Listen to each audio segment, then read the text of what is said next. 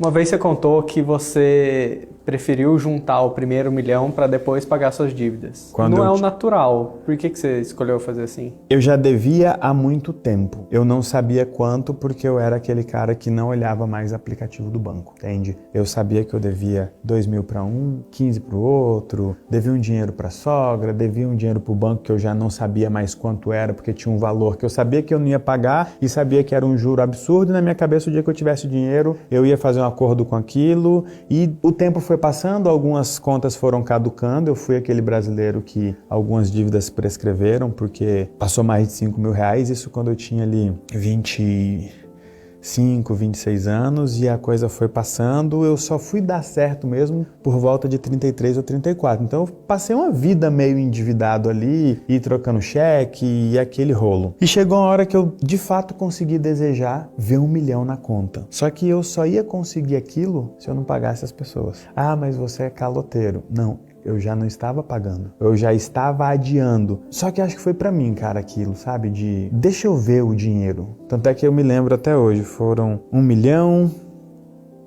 e 60 e poucos reais que eu vi na conta pela primeira vez. Eu sabia que quando eu começasse a disparar os pagamentos, aquilo ia evaporar. Então você não era milionário. Não era sobre ser milionário. Era sobre ver algum resultado positivo. Eu passei muito tempo na pior. Para mim era a pior. E por que era a pior? Porque eu acreditava que eu poderia ter uma vida melhor. E que hora que eu fiquei com medo, ô Felipe, foi quando eu parei de acreditar que eu poderia ter uma vida melhor. Foi quando eu aceitei o Natal chegar e eu não dar um presente bom pros filhos, o Natal chegar e eu não viajar. E eu sou de Brasília, então Brasília é uma cidade super chata final do ano, porque todo mundo é de fora e todo mundo viaja. E foi dando aquela coisa do aceita esse fracasso. Eu acho que eu precisei de alguma vitória significativa e naquele momento eu botei na minha cabeça que eu ia ver 1 milhão na conta. Eu tinha começado a ver um dinheiro passar, mas assim, só passava. Sabe aquela coisa do dinheiro passar na conta e não ficar? Teve uma época da minha vida que ele nem passava na conta, eu tinha que pagar ele e receber de você, eu já mandava depositar na conta dele. E eu decidi que eu queria ver 1 milhão na conta. Foi uma vontade assim, eu vou ver 1 milhão na conta, custe o que custar. E fez diferença. Depois que eu vi 1 milhão na conta, a sensação foi, o jogo mudou. O jogo não tinha mudado ainda, mas o jogador já tinha mudado completamente. Depois que eu fiz o meu primeiro milhão, eu fui zerar minhas dívidas 1 ano depois, mais ou menos. Aí eu fui descobrir o tanto que eu devia. Qual conselho você daria para essa pessoa que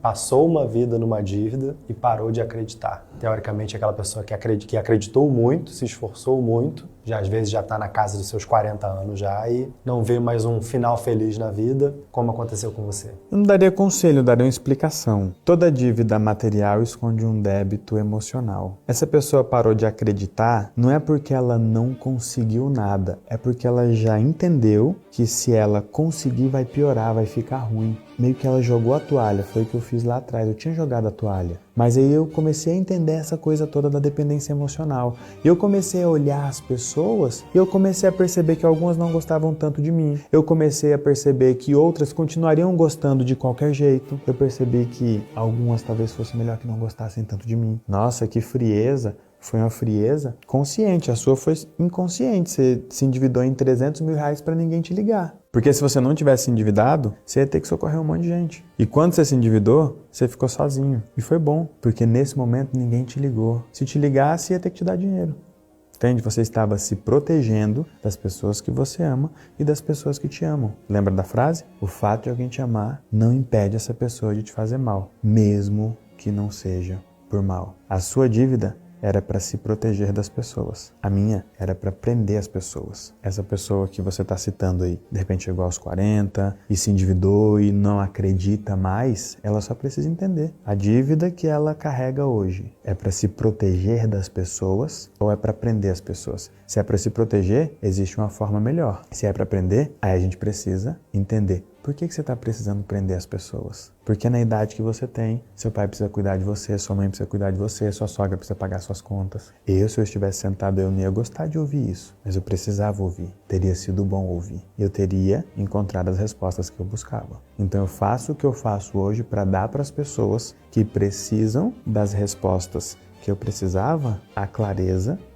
que eu precisava. Porque depois da clareza vem a coragem, depois da coragem vem o avanço. Qualquer brasileiro hoje, não importa a idade, profissão, se está num bom momento, se está num momento ruim, se já teve um momento bom, se nunca teve um momento bom, qualquer brasileiro hoje que aumentar a permissão, olhando para esses pontos que a gente mostra, vai ganhar mais dinheiro. Qualquer um, isso eu posso garantir. E se ela te pedir um tempo, dê a ela a eternidade. E se ela só quiser amizade, manda ela comprar um cachorro. E se ela só estiver interessada na comida, manda ela baixar o iFood. E se ela desmarcar em cima da hora, será a primeira e última vez. Se ela só quiser conversar, manda ela conversar no psicólogo. E se ela só quiser te usar para conseguir carona, manda ela baixar o Uber. Como que você sabe de tudo isso? Eu comprei o Anti-Otário no link da bio.